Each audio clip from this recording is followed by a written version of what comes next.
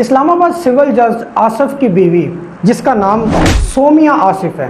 اس نے اپنی گھریلو ملازمہ جو کہ 14 سال کی ایک لڑکی تھی، بالکل چھوٹی سی، آپ خود جانتے ہیں 14 سال کیا عمر ہوتی ہے، 14 سال کی لڑکی پر اس طرح کے ظلم ڈھائے کہ انسانیت کا منہ جو ہے شرمندہ ہو گیا، انسانیت پوری کی پوری انسانیت شرمندہ ہو کر رہ گئی کہ یہ کس طرح کے کام ہمارے ملک پاکستان میں ہو رہے ہیں۔ السلام علیکم ناظرین، میں ہوں محمد علی انصاری اور آپ لوگ دیکھ رہے ہیں انصاری نیوز لائیو۔ جی ہاں ناظرین، تو اس طرح کی حرکات اور سکنات یہاں پر پاکستان کے اندر ہو رہے ہیں مسلمان ہونے کے باوجود۔ آپ لوگ اس طرح کے کام تو یار کوئی کافر، کوئی انگریز، کوئی وہ بھی لوگ بھی نہیں کرتے جس طرح کے کام جو ہے وہ ایک مسلمان، ایک انسانیت کو سوچ کے شرمندگی کا احساس ہو، اس طرح کے کام یہ لوگ کر رہے ہیں۔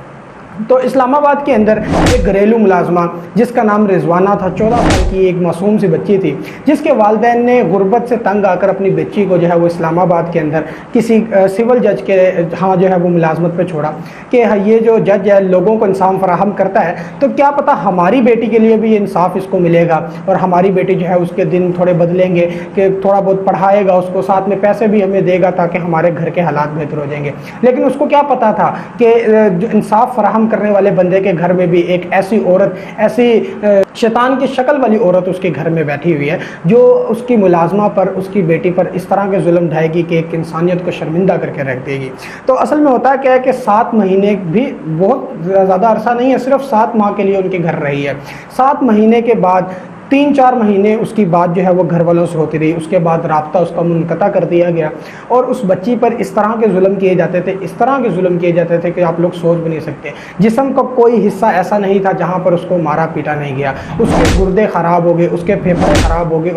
اس کے یہاں تک کہ اس کے سینے پر بھی مارا جاتا تھا، اس کے دل کا پرابلم ہو گیا۔ اس کے سر کے اندر کچھ اس طرح کے زخم تھے جن کو اندر کیڑے پڑ گئے اور ابھی 13 سے 14 ڈاکٹرز جنرل ہاسپٹل لاہور کے اندر جو ہے اس کا علاج کے اندر لگے ہوئے ہیں۔ کیا پتہ کہ وہ زندگی کی بازی دوبارہ سے ہارنے کی بجائے زندگی کی طرف روا دوا ہو جائے۔ تو پہلے تو اس کو کافی دیر آکسیجن پر رکھا گیا، اب وہ قدرے بہتر ہے پہلے سے۔ تو ہوتا کیا جی، اسلام آباد کی جج کی بیوی تھی، سرگودا سے یہ جو لڑکی تھی اس کا تعلق، انہوں نے کیا کیا کہ جب 7 مہینے بعد دیکھا کہ اس کی حالت کافی زیادہ خراب ہو گئی ہے، پھر بھی ان کا دل نہیں بھرا۔ ایک بڑی سی گاڑی جو ہے وہ ایک بس سٹینڈ پہ آتی ہے، اس کی والدہ بھی لڑکی کی جو ہے وہ بس سٹینڈ پہ اس کو بلا لیا جاتا ہے، بڑی سی گاڑی کے اندر سے اس کو دھکا دے کے باہر گرا دیا جاتا ہے اس لڑکی کو